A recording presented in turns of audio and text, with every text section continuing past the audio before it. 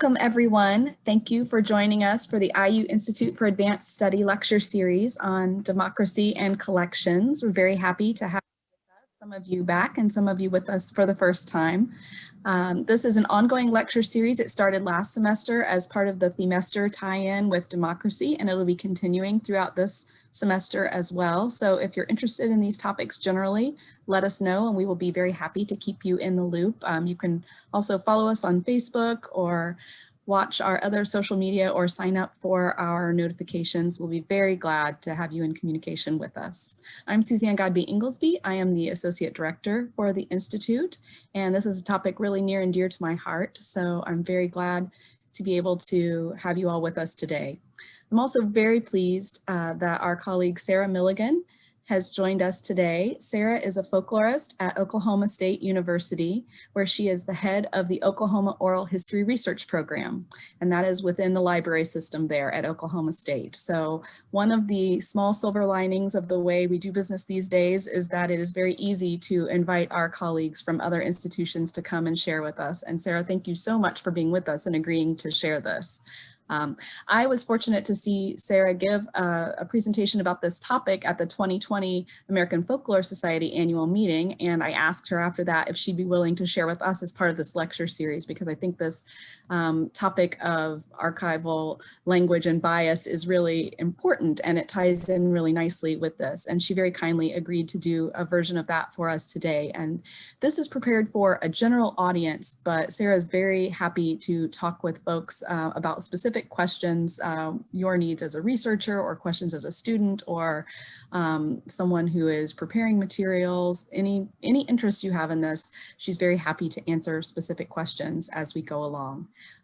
So our format will be the same as it has been for previous lectures in this series, which is generally speaking, we will let the questions and answers and conversation happen at the end of Sarah's presentation. But Charlotte Forstall, IAS Administrative and Project Coordinator, who's here with us behind the scenes and setting everything up, and I will be monitoring the chat, and we will be happy to funnel things to Sarah. And if there's anything that you have a question about in that moment, you need a clarification, you want to see something on a slide that she just referenced, any of those types of things, we'll try to make sure that we catch that so that those can happen in the moment. But for the most part, we will save time at the end for more conversation about that. So with that, I'm going to go ahead and turn it over to you, Sarah. Thank you very much. All right, I'm going to share my screen, and I think you all should be on the right place. Someone will let me know if it's not. I'm really pleased to be able to talk with you all today, Suzanne. I really do appreciate the invitation, and also the explanation that this really is for a more general audience on the topic. So I would not consider myself the expert or a expert necessarily on how to mitigate the issues that we're going to talk about today, but I'm happy to share and point other research areas and for other resources and things like that. And hopefully, if nothing else, it really starts a conversation, which I think is where I started thinking about this presentation, really was just in the sense of creating a conversation and greater awareness about issues of bias and the work to really mitigate bias in archival language, but in archives in general. So as Suzanne said, my background is a folklorist. I've worked as a folklorist and an oral historian for, I was thinking about the other day, because my first career job was in January. So I'm over the 15-year mark, which is really crazy for me to think that way, but we all accept that time. But I've also worked in a lot of archives over that time. And I think pairing my background as a folklorist and really thinking about things through an ethnographic lens and working in collections over time, the concept of having to deconstruct archives, museums, and libraries through this lens of bias and non-neutrality was not a hard leap for me. So I'm really happy to be able to talk about this from that sort of multiple background perspective. I also wanted to frame this. This was originally something that a talk I'd put together. I did give it at AFS as a part of this, but there was a summer teachers workshop that I was able to be a part of that was focused. It was sponsored by the American Folklore Society and put on by the local learning network, and led by Dr. Sinead Rennell that I work with here at Oklahoma State University, where it was teaching the Tulsa Race Massacre. So it was a workshop for teachers on teaching the Tulsa Race Massacre in their classrooms, and it was developed for K5 through college teachers. So with that in mind, that was the original audience for this concept. And I'm telling you that because you'll see a lot of examples from the Tulsa Race Massacre archival collections that are out there. And a lot of what I'm deconstructing is really based in that. But the significance of that, if you don't know, is that this year, 2021, is the centennial recognition of the Tulsa Race Massacre that happened in Tulsa, in the Black Wall Street, what was considered Black Wall Street in the Greenwood district of Tulsa, which is not just an Oklahoma story. It's a nationally significant tragedy in our nation's history that is getting a lot of press recently, due press for the atrocities that happened. But part of not just the recognition and being able to look at what is being more accessible lately because of all of that attention is also this opportunity to examine who is being able to create language around that history, and who's defining that history, and who's interpreting it, and who's appropriating it is the other side of that. So what we'll be talking about is sort of framed within that, but there's larger themes and topics that are really developed within what we'll talk about today. So, and I also do want to say there are so many people out there that are doing work to counter bias and to work with anti-racist frameworks within archival communities and within libraries, archives, and museums in general. So which is why one of the reasons I pulled together a resource sheet that will be shared out with you all as well. So, and I'll sort of shout some of that out periodically too.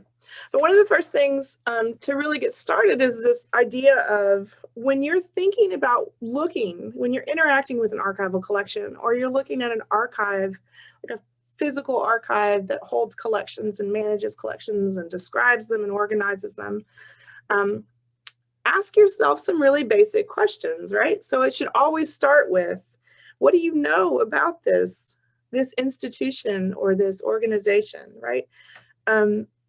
Who started this place? Who put the money behind it to get it started? What was the original motivation before it? Who managed it early on? Who's managed it over time?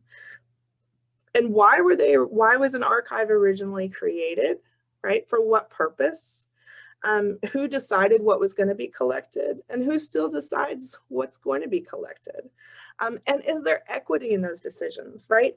So this is the key thing here is I think there's this historic notion that an archive is this neutral space, right? And all the language that's been sort of pushed into us is to say that there's this neutrality in archives, right? Like it's sort of this elevated space where we're not making judgments, we're just providing access, right? Which is totally false, because we're humans, we carry bias, we carry the life experience that we've had before us at any given point in time. That is obviously reflected in the way that we prioritize material, the way that we decide to collect material, the way that we describe material. And when you think historically, who's had the money to support archives and institutions? That also tells you how those things are prioritized, how those things are described, who was hired, right? So all of this plays into the way that archives are structured and the way that we should sort of be thinking through things when we interact with them. So I think, first of all, is to recognize that those layers exist. And when we want to interact with an archival set of body, like different archival records related to the Tulsa Race Massacre, which I'll explain a little bit more about that, how that fits in together. Who collected images and newspaper clippings and things like that from related to this historical event with the Tulsa Race Massacre, right? And then once they were collected, who then processed those and described those? Where did the names, you know, who was prioritized in that material? So thinking through all of those is really important in any kind of interaction that you're having, but also who's controlling it now, you know? And part of that is, what do people look like? What are they actually bringing with them when they're in a space? And whose voice are they actually recognizing? That's what my starting point is, just this idea that this concept of archive neutrality is just a fallacy. And I don't even know why this is my soapbox. I don't know why there's actual debate about that within the archival community that still stands, because it's just inherent in being a human that you carry that bias with you. There's no way to set it aside. But I think the recognition that we have to do better is the next step of that. So part of this, and an example of this, that I think a lot of people can actually understand and pull in a personal space. So you all probably know the Federal Writers Project, which was part of one of the tasks of the Federal Writers Project was to do these interviews with formerly enslaved people. So I think it's often when you're out, especially when you do oral history or you do folklore ethnography and you're out talking to people and they say, oh, that is just so wonderful that someone went out and they captured those stories, right? Like, it's just so wonderful that someone did that because now we have those, right? There's sort of this sacred language around the fact that this was done and the importance, and then that's sort of the full stop. But really, to dig down deeper even into this sort of space is to think about the power dynamics that went into something like that. And not to say that the validity is different for the people who shared their stories and how they shared it, but to deconstruct how that was done and just understand that this power was layered throughout that. So for example, what you see on your screen here is from the Library of Congress, from their digital collections. But I also wanted to point out that there's even in the About This collection reference part of this digital collection, there's this whole explanation that the Library of Congress, the collections folks for this collection have articulated. And part of that is to acknowledge that it's probable the interviewer's race affected the informant's response, right? To just acknowledge that the person who did the interviewing was white and had been in a power structure of owning the people that they were interviewing, formerly enslaved people. So the relationship in that conversation has to be affected by that in one way or the other. Not to take value away from the experiences that the people who participated shared, but to understand that that affects not only the way that we have to understand it, but we interact with it, and the way that it should be described in that context. There's a lot of really great information in that digital collection. Also, I will throw that out. You should take a look if you have not. And so here's where we get into sort of examples from the Tulsa Race Massacre collections. So and I'm happy to share this too. I'll put it in the chat whenever I sort of get done talking, but I've pulled together a short list of digital collections that are available at Oklahoma, primarily Oklahoma institutions related to the Tulsa Race Massacre. So the important things to kind of know at this point about that are that there are a lot of image collections, images that were taken during and directly after the massacre that happened in the Greenwood district. Often they are very graphic, and they're really, they're hard. They should be hard, but they're also duplicates of these images, and duplicates of these images in these collections. Some of them were turned into postcards, not surprisingly, because that happened a lot. And they're put at multiple institutions. So what's interesting about thinking about language and description is that you can see the same image in one archival collection, see that as you can see in another archival collection, as you can see in another archival collection, and the description for each are all a little bit different, right? And part of that is that question of, well, who was making the description? Who were they making it for, right? So when descriptions of archival content of this were made in the 70s, I guarantee you the audience for that was a little bit different thought as maybe if it was being made today, right? So who the audience and what the language that we used. And part of this is just inherent in the way that we talk about that event at all. So the Tulsa Race Massacre actually only started being referred to as a massacre very publicly, like publicly adapted to be referred to as a massacre, probably in the last 5 to 10 years. Before that, outside of the Tulsa Greenwood community itself and maybe scholars that understood what happened, it was referred to as a riot. It was referred to as a race riot. So that's obviously problematic for lots of reasons, but it also lets you open the door to the question of who defined it as a race riot versus a race massacre, right? Because those two are very, very different. So I want to do a quick exercise, so follow along with me. So visualize this. A group would think through in your head, build this picture out when you read the description of it. A group of Caucasian men in a car during the 1921 Tulsa Race Massacre. One man stands on the car's running board. One man at the rear carries a rifle or shotgun. Picture that. Let's picture this one. A group of armed rioters in a car with one occupant holding a shotgun, another man standing on the running board from the Tulsa Race Massacre, 1921.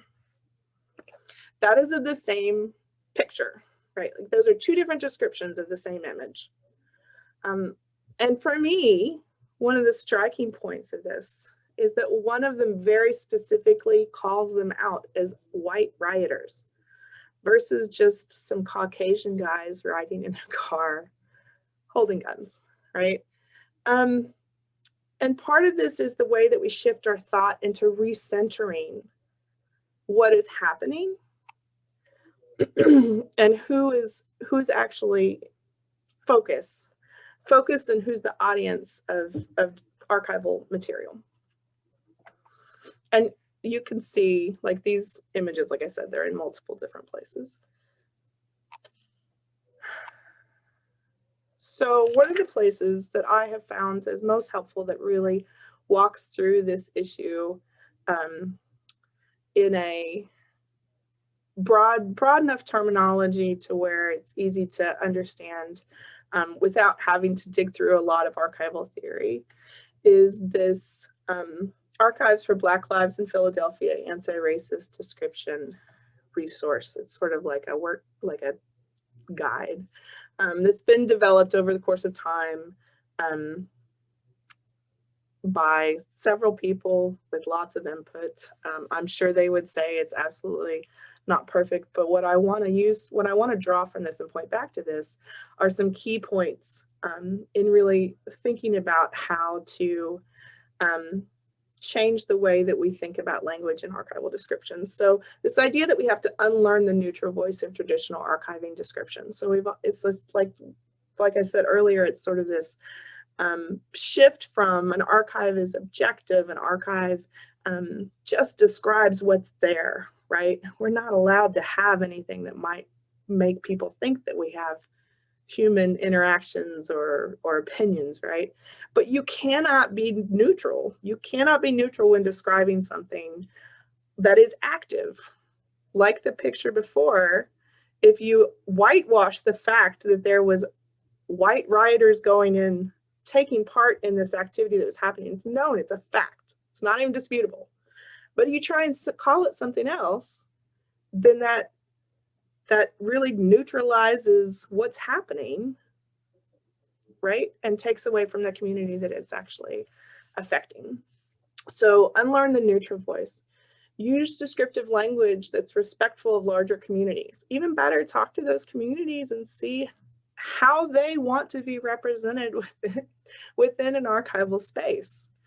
And communities is large, not just a token individual, not just one person, right? Like have deeper conversations about what that meaning. Think to yourself, which audience does this description center, right? So is the audience, is the way you describe an image of somebody who, like maybe it's an image of somebody who was an enslaved person, or a letter, or you know, any of these other archival material that we have that deals with enslaved people that represents that. Are you in the description, are you saying, are you focusing on the fact that it was about the slave relationship, the enslaved relationship, or are you focusing on the part that that person is a human being, right? Like, so preference, the human being, the individual, the person, over the other parts of that. So who does the audience, what audience does the description center, and who does it exclude? Decenter, you know, think about respect and care in this. If this was something that was describing you or something you were a part of, think about that empathy in that, right? So break all these pieces down. And I like this example because I do think that people understand this. The difference between saying 4 Kent State University students were killed during a clash versus members of the Ohio National Guard killed 4 Kent State students. It changes, trying to be passive and neutral changes when you provide active presence in language. So if you want to know more about that, just thinking through some of those constructions, that Archives for Black Lives in Philadelphia is a great place to start. So this whole idea of why it matters, and I'm sure you all already know why it matters, or you have your own personal reasons or philosophical reasons on why you think it matters. But go back to this idea of the Tulsa Race Riot versus the Tulsa Race Massacre.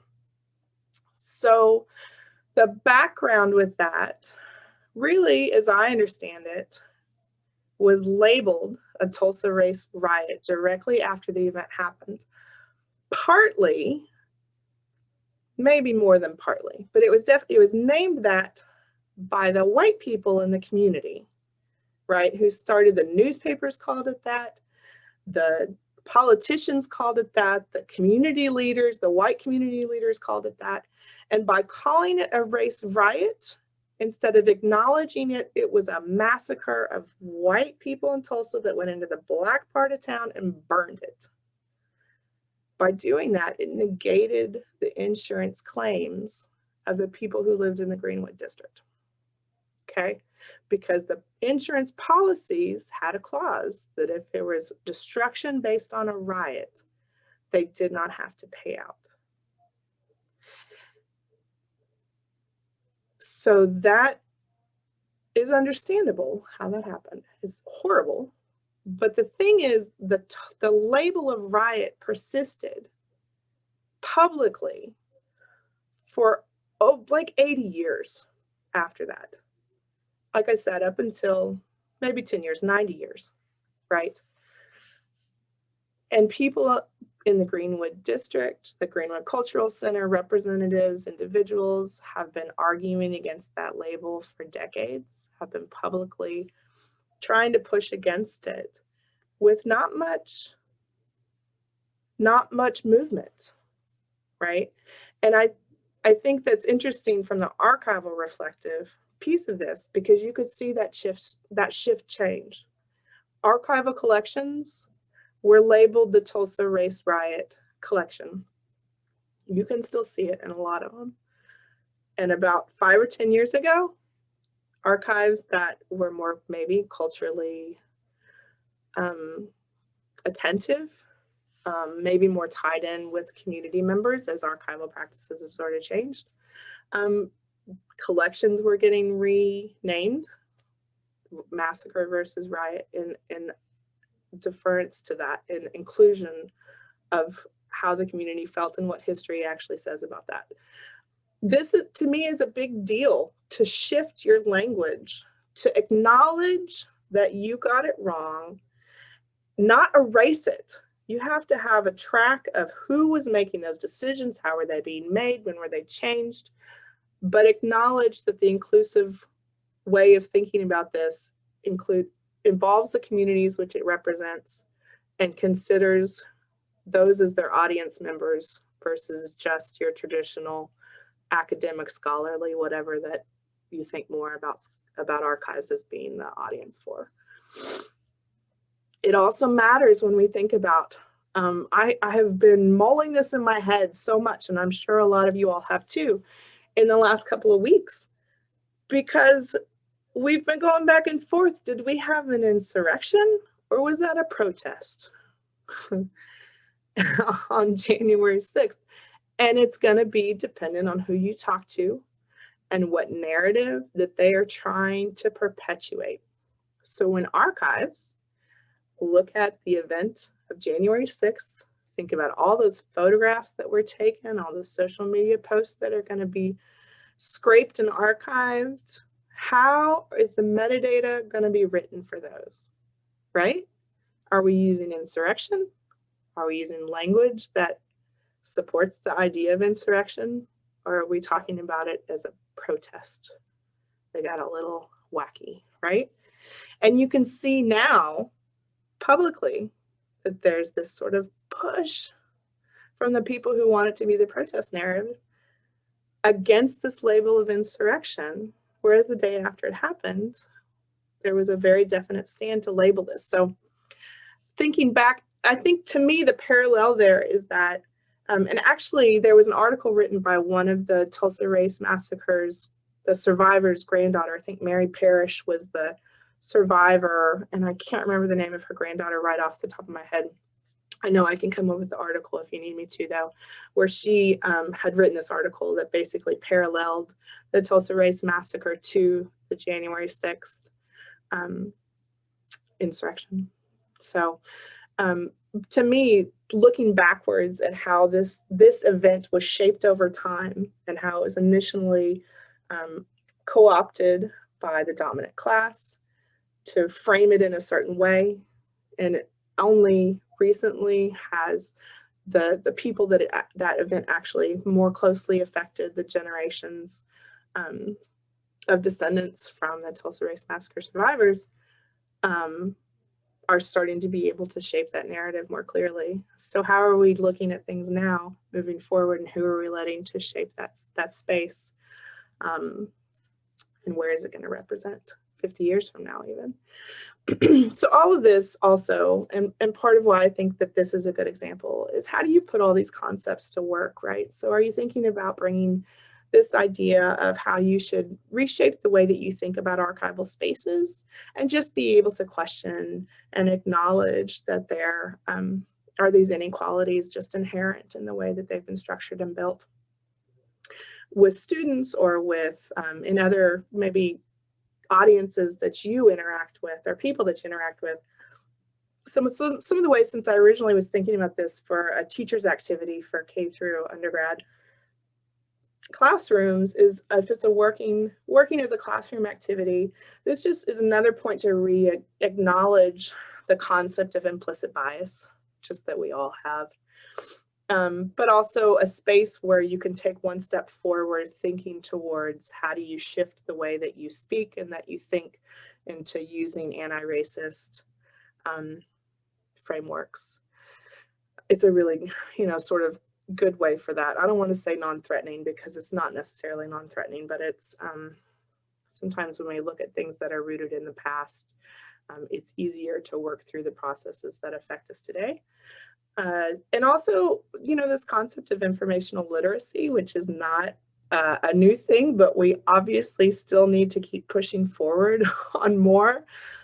Civic responsibility and informational literacy, like how do we evaluate sources? All the things that you think about when you're thinking about deconstructing archival sources, you also can use to put through, like, how do you deconstruct a Facebook post? How do you source something and think through about who's writing it? What's their motive? What's their background? And what do they, how does this make you feel versus, a different way a different article is written. So this is a way that can be sort of filtered in through that. And sort of as one of my last points in this is even looking at, so these are some postcard examples from one of the collections from the Tulsa Race Massacre images that are available online. And so if you just even look at the handwritten labels that were put on the postcards before they were mass printed and sent out, looking at if this is the way that we're describing our archival records for these objects, right, for these photographs, we're obviously missing some opportunities. So one of the things I've actually had teachers do with this is to break into groups and have like encourage sort of small group discussion, just even encouraging students to look at this and rewrite a description, right? Like, so they have to think about how would they redescribe this to something that incorporates some of those anti-racist principles, but also thinks about who the audience is, who's represented, how to center people in this, what's active versus passive, what do we know, what do we not know. And what I found out doing this activity with teachers, but also with students in general, is it's less about them coming up with a perfect description and more about arguing through the process of how those decisions get made, right? And just sort of also coming up with the fact that often have more questions than you have answers when you do this. So if this is helpful for you at all to put in your back pocket for use later on, I go ahead and do it. There's also in these collections for the Tulsa Race Riot or the Tulsa Race Massacre, there's a lot of postcards that you could pick from, but there's also just so many pictures in general that would provide lots of opportunity for redescription using this sort of concepts here. I do have a link to the Google Doc there with just sort of what I've compiled that I know are digital collections available related to the Tulsa Race Massacre. I can make sure that gets in the chat too if it's not by the time I get over there. So what now that we've sort of unboxed this a little bit and been thoughtful about how to break some of these pieces down and how to start reworking this. Just some ideas here on places you might start. I do have, you can see the link here as well, but I think that'll go in the chat for the resources doc that I pulled together. The resources doc I pulled together is a starting point. It is not meant to be comprehensive. There are some amazing comprehensive spaces out there from the archival community if you want to start thinking about this more deeply, but these are the ones that I think are good to start working your way into it. One of the places that I think is really interesting is the very first point on here. It's from June this year, and it was a recorded conversation pulled together by the Society for American Archivists, looking at the community reflection on Black lives and archives. And actually one of the panelists for this is University of Indiana folklore and MLIS grad, Dorothy Berry, who has been doing a lot of this work as well and really sort of been championing how to work through issues of recentering audience for marginalized, representative collections representing marginalized people and communities. So I don't know if you all know her, but she seems like a nice person, and I really liked that. I wanted to point out that that was part of that conversation. And any of these other things are just good places to start. So at this point, I really wanted to leave time for questions, discussion. You can hear less from me. And like I said, I'm happy to point you to places I know or people that know way more than I do, or just have a chat about this. I'd love to hear from you all in general.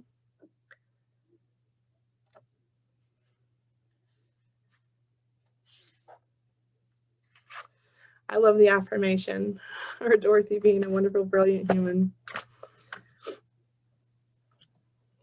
She really does great work. Thank you for mentioning that work and for sharing all of these resources. So thank you for all of this. That gives us lots of great jumping off places and starting places. So right now it's open to anybody. If you have questions or comments, if you would pop them into the Q&A, which hopefully you're seeing a link to at the bottom of your screen. I'm going to wait just a second, and then I have a few things, but I don't want to take up all the space and time. I want to let our other attendees have that opportunity first. We'll give people a minute to think and type. While people are typing, I also wanted to say that when I was sort of thinking through how to present this to teachers, especially when you're talking about elementary school teachers, I think, you know, this is pretty big. I'm not sure how to break this down. And when I was originally sort of going through this for the teaching the Tulsa Race Massacre workshop that the American Folklore Society sponsored, I talked to one of my colleagues and one of my good friends, Shaylon Woods, who is at the Ernest Gaines Center at Louisiana State University.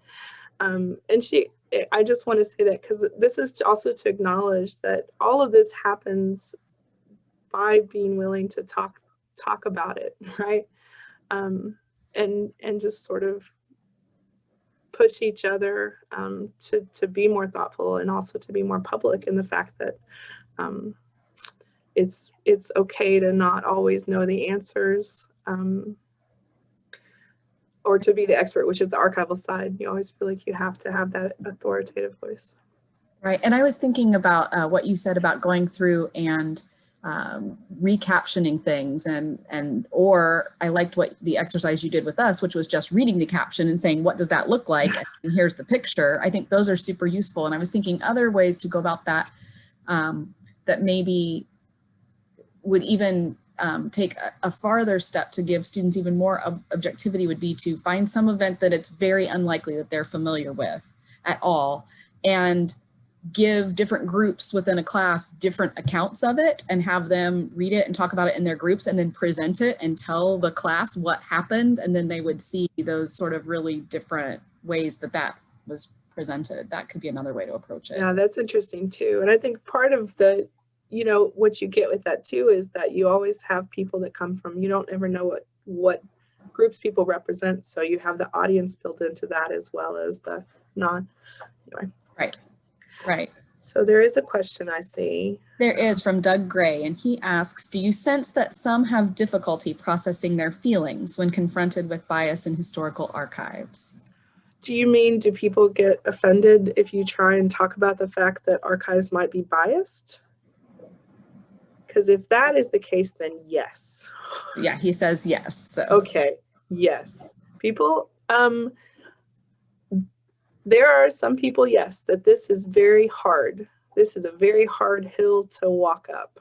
And partly, I think, because we have made this sort of pillared sacred space.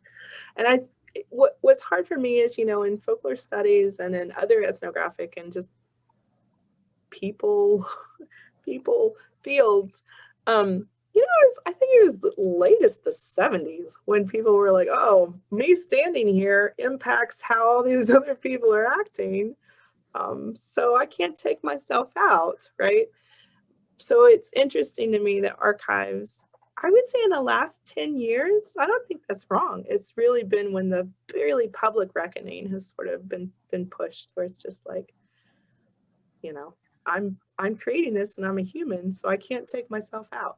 But yes, there is a lot of, if you read the literature in archives and some of the debates through the Society of American Archivists that are going on more publicly and some less publicly, it is obvious. It is hard for people. Yeah, so we're also getting some questions that are in the Q&A, and the first of those is, how would you approach archiving social media content that shows an obvious bias in its dialogue? Do you refute what the person has said and meant, or do you try to show both sides? So this is specifically to social media content. Yeah, I think, well, social media in general, I don't know, that's got a whole nother set of considerations. And I will say, like, there's a really great effort right now called Doc Now, which might be better, you know, have a lot more information on this, because I do focus on sort of the digital sphere and like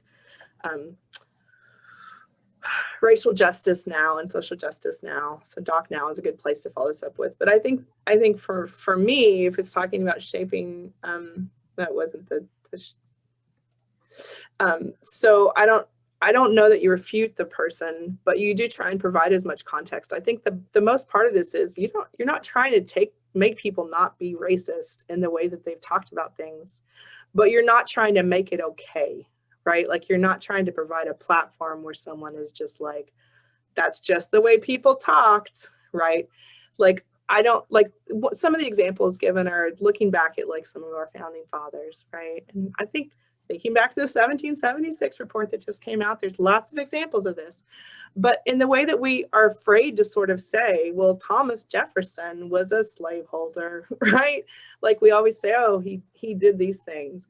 But why not? I mean, framing that, saying the fact that he was a slaveholder and, you know, this was also a part of who was, is just, it's not that it's just a fact, it's recentering the way that we're looking at that person. So descriptions with people being racist and all that, I think it's important if you have collections that are full of like vitriol, that maybe you want to have some context for the collection on how people might interact with that material before they get into it, because trauma is real when people engage with this from different audiences. But, you know, I mean, it's not that you're trying to censor, you're just trying to contextualize in a way that, you know, breaks that down.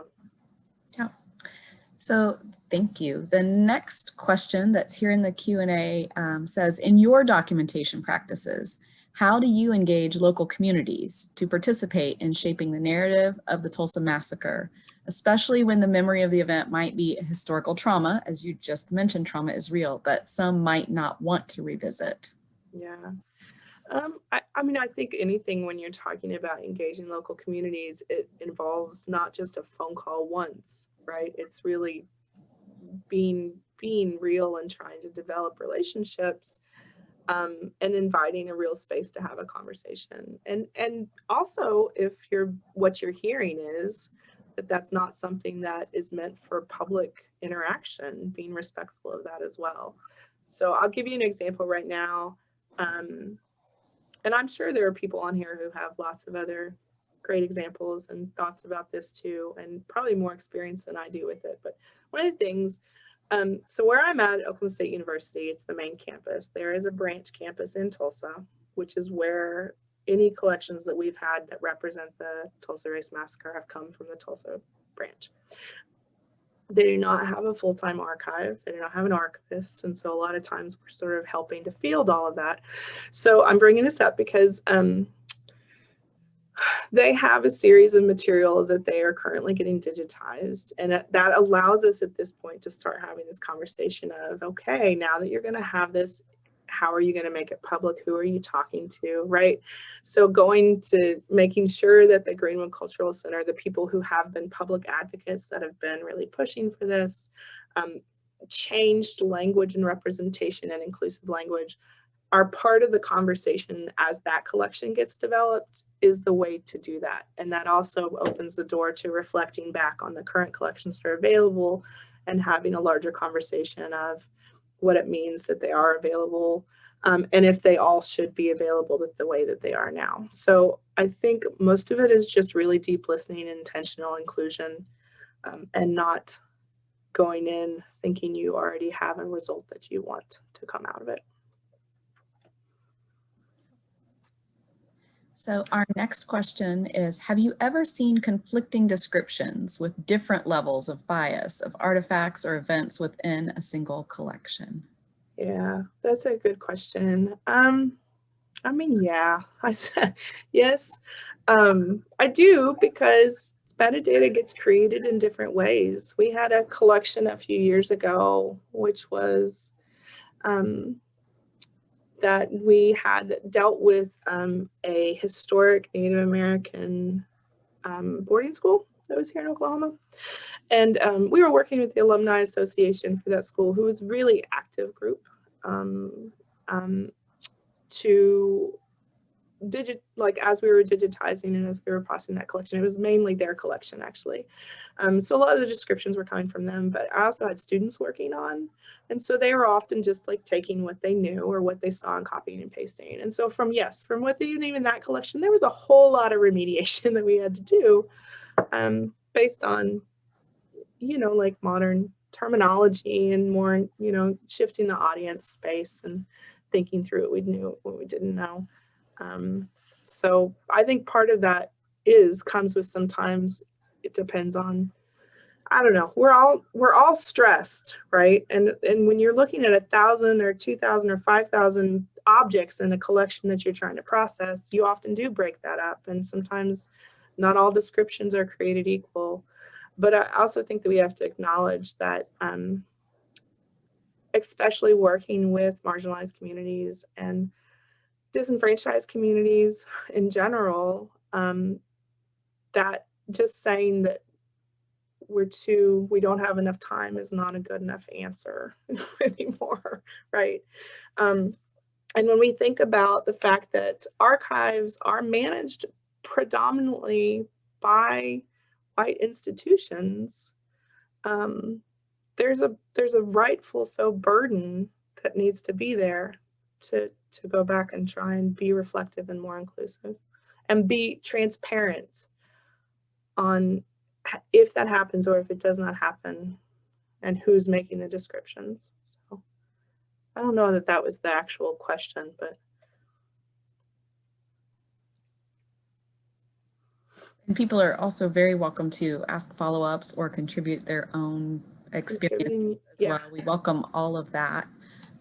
We do have some time. And I was thinking about, in addition to the bias training, which I do think that we're seeing in training for people who are going into these fields, and certainly in folklore and anthropology and history and these fields. But I'm wondering too, if we're going to start seeing more trauma-informed practice in those fields. Because when I completed my library science degree, that wasn't something that we were addressing. Yeah. And I'm thinking about what you're saying about the active process of being in there and working through this with communities and with researchers and with staff members. And I think it should. I think this is also one of the parts that's hard because, sometimes there's a disconnect between library science school and then like professional opportunities and professional development. Because if you look at professional development for libraries and archives right now, a lot of it is community outreach centered. A lot of it is, these other things. So I don't know how much of it is actually coming out of a trauma centered, but I do think that would be great, right? I do think, and I hope if nothing else, there's more intentionality when sort of training archival professionals that on even just the concept of human rights and radical empathy within the archives structure in general. Yeah, we may be giving ourselves a project, which is not a bad thing. So I'm going to take a comment from the chat, and then I'm going to come back to the Q&A, and I'm going to ask them in reverse order because of the order of things we're talking about, but I'll get to them all. So Jill Chancellor says that she's an archivist currently living in Boston, but is a Tulsa native and went to undergrad at OSU and has been following developments the last few years with really confronting the history of the Tulsa race massacre. So she says, I appreciate hearing more about these projects and all the work that's being put into this. Thanks, Sarah. So, well, and really quickly, Jill, you could answer obviously in the chat, but did you know about the Tulsa race massacre while you were living here? I know, now I have to wait for an answer. Yeah. But that's a good question. Sort of, it helps to track that sort of timing of when these things were being discussed and in what ways. And I'm guessing probably that it came through different parts of the community at different times, right? And different parts of the university, maybe even at different times. You learned about it in 9th grade. I'm impressed you learned about it in 9th grade. I don't know a lot of people who actually did learn about it in public school, so even living in Tulsa. So that's good. Just curious. Yeah. So yeah, thanks for the follow-up to that, Jill. So a question, and again, these are not in the order they were asked, but the order of what we were just talking about. So there's a thank you for your answer to my previous question, and another question of follow-up. Do you have any strategies or resources that you use to record your own biases when engaging with trauma-centered archival materials? Yeah, there's a couple of examples out there. I think going back to the anti-bias resource sheet that I shared earlier from the, I can't even remember, from the Archives for Black Lives in Philadelphia, does have some really good explicit, like, you should do this. But there, I think a lot of it is really just being transparent about who's doing the work and like what sort of philosophical space that you're in when you're doing it is really important. Now, whether that's just something in the finding aid that's there, or if it's in a collections description or whatever, that's sort of that space, but there should be some space there that sort of helps track that. So there's good examples in the Archives for Black Lives in Philadelphia, and there's well, there's a couple of the other resources, publications that I shared have some sort of like, how should we do this conversation pieces of it. And Charlotte has added the link into the chat there again. So there's a chat to the Google document there. So thank you.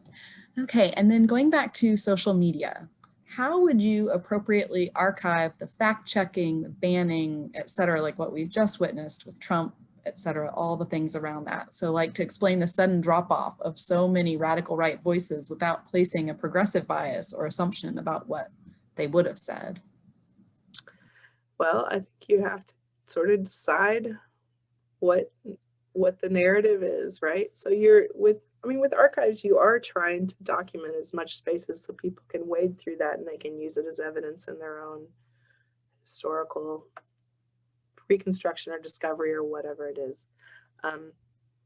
So I think the more information that you can gather, the better. But also, I mean, just for me, also just being able to capture the way news headlines changed in major news media outlets from October 31st until January 7th is a lot of evidence in itself that language changed, right? Like, you don't even have to be the one to say, we weren't allowed to talk about this before, but then all of a sudden, you know, we were there. So I don't know, all of that comes into that theory of like finding aids and how do you provide that contextual information. So I don't think you should be as worried about you looking like you're going to be too progressive. I mean, because like you're acknowledging you have your own bias that you're bringing with you in your own space. But I think being able to sort of walk through how you see it is just part of you creating that space and providing the evidence of where how you're coming up with that. It also comes down to who's your audience, right? And if you think your audience is super conservative because you're at a predominantly white institution and that's where all your money comes from, then you probably have to have a deeper conversation with yourself anyway about what audience means and what your collections mean and what you represent and what you can represent. So. Thank you. I'm looking around and I think there's still time for somebody to slip in another question or comment, but I'm not seeing any right now.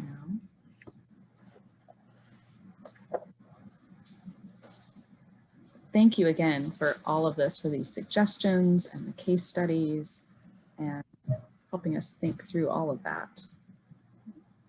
Yeah, I know there are lots of people here that are doing really good work in this, I'm sure. So there are, and we appreciate all of that. And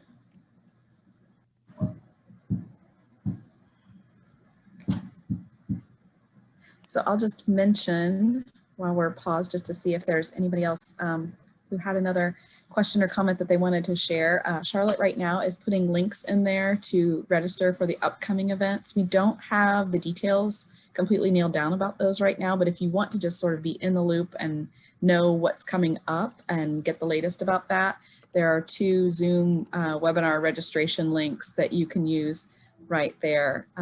So we'd be very happy to do that. We have some things that are on the docket, but we haven't quite got the dates finalized yet. But we would be very happy to have you all come back. So yeah, the first of those links there is for the February presentation, and then the second one will be for one in March.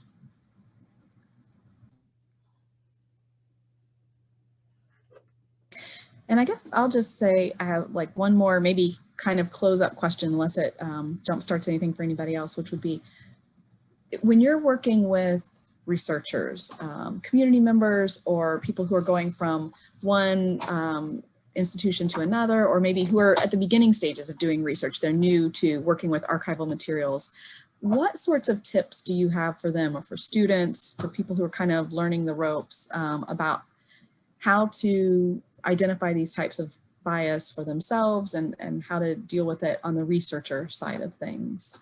I think part of that comes down to all the same questions we ask about, you know, sourcing our information in general, right? So like, I think it's totally fair to talk to someone who's on that reading room side of things about just being thoughtful about the questions of who's contributing, what do they benefit from, like, you know, why do they care, and who's left out, because there's that biggest side of that too, is what isn't there. And it, you know, that question of who's silent changes over time, but it's always there. So I think those are the biggest things. It's just the same questions you ask as to any sort of information sourcing. Yeah, who's here and who's not here? Whose voices are we hearing and whose voices are we not hearing? Mm-hmm. That's great. Well, we have reached 4:30, and I'm doing a last scan. I don't think that we've missed anybody's questions or comments. So thank you again, Sarah, so much for sharing this with us, for giving us your time and sharing your expertise. And thank you all for joining us. We hope that we will have you with us again. This will be available as a recording that will be linked to our website very soon. And you can see it there along with the previous presentations that have been part of this series, and then the upcoming ones will be there as well. Thanks to Charlotte Forstall, who is making this all run very smoothly behind the scenes, helping us look good. We appreciate that. So, and we've got several thanks from our attendees there, Sarah, to you. So just to echo that. Oh, great. Yes, please. We would love it if you would share with your colleagues